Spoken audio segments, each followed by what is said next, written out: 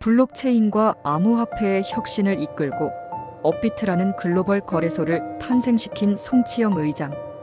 오늘 우리는 그가 겪었던 도전과 역경을 통해 어떻게 두나무와 업비트를 만들게 되었는지, 그리고 그 과정에서 얻은 중요한 교훈들을 이야기해 보겠습니다. 그럼 송치영 의장의 인생 스토리를 시작합니다. 1. 대학 시절 창업의 씨앗을 심다. 송치영 의장의 이야기는 대학 시절부터 시작됩니다.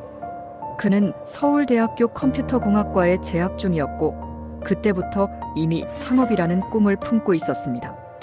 그가 가진 가장 큰 장점은 바로 남들과 다른 시각으로 세상을 바라보는 능력이었습니다. 대학생 시절, 송치영은 단순히 이론을 배우는데 그치지 않고 다양한 창업 아이디어를 시도해보며 실제로 사업을 해보고 싶다는 강한 열망을 가지고 있었죠. 그가 처음 시작했던 사업은 웹사이트 제작 대행이었고, 그 과정에서 가장 중요한 교훈을 얻습니다. 바로 작은 기회가 큰 기회를 만든다는 것이었습니다.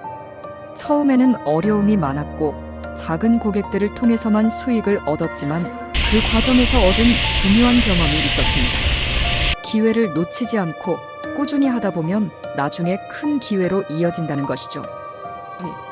첫 번째 도전, 두나무의 시작. 2009년 송치영은 친구들과 함께 두나무를 창업합니다. 처음에는 웹 서비스와 모바일 앱을 중심으로 다양한 아이디어를 테스트하고 실행에 옮겼습니다. 하지만 그 당시 두나무는 매우 작은 회사였고, 대기업과의 경쟁 속에서 살아남는 것은 정말 어려운 일이었죠.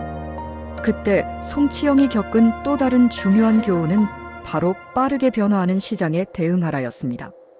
그 당시 두나무는 금융 관련 서비스나 다른 여러 분야에서 도전을 했지만 결국 디지털 자산을 중심으로 블록체인과 암호화폐 관련 시장에 집중하기로 결심합니다. 그리고 그 결정을 내리면서 또 하나의 중요한 교훈을 얻었죠. 자신이 믿는 길을 가라. 남들이 가지 않은 길이 성공을 이끈다.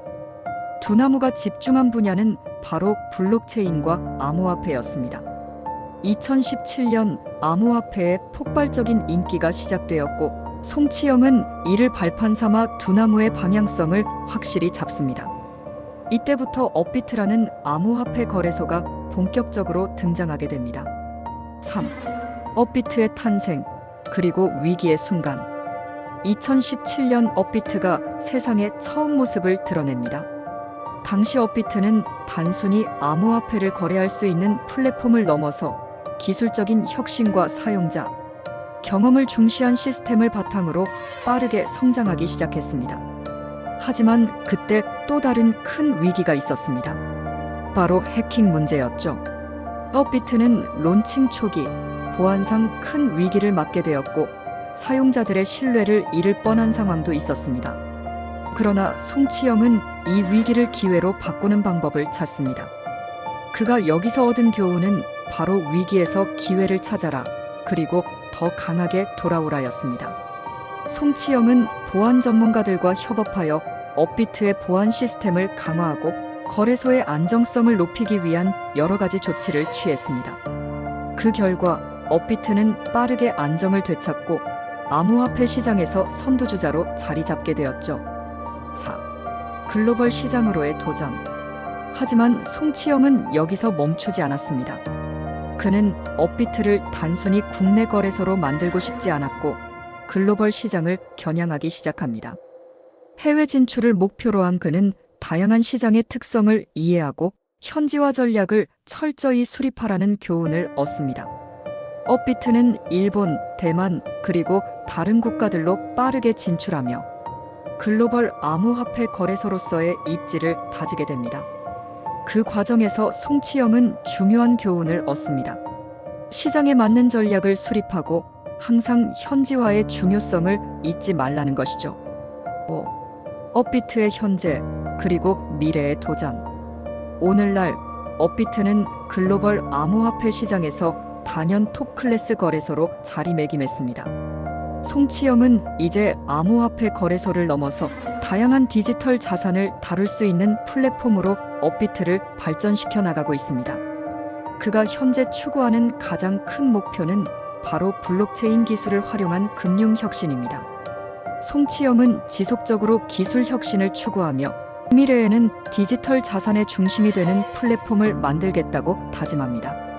그가 얻은 마지막 교훈은 바로 변화하는 기술과 시장을 빠르게 수용하고 혁신을 지속적으로 추구하라는 것입니다.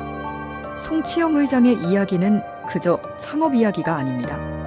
실패와 위기를 딛고 일어선 그의 이야기에는 많은 교훈이 담겨 있습니다. 작은 기회도 놓치지 말고 위기를 기회로 바꾸며 끊임없이 혁신하라는 메시지를 통해 우리는 더욱 큰 꿈을 꾸게 됩니다. 여러분도 송치영 의장의 이야기처럼 꿈을 향해 끊임없이 도전하고 실패에서 배워가며 성장할 수 있기를 바랍니다. 그럼 다음 이야기에서 만나요. 구독과 좋아요는 영상 제작에 큰 힘이 됩니다. 꼭 부탁드립니다. 시청해주셔서 다시 한번 감사드립니다.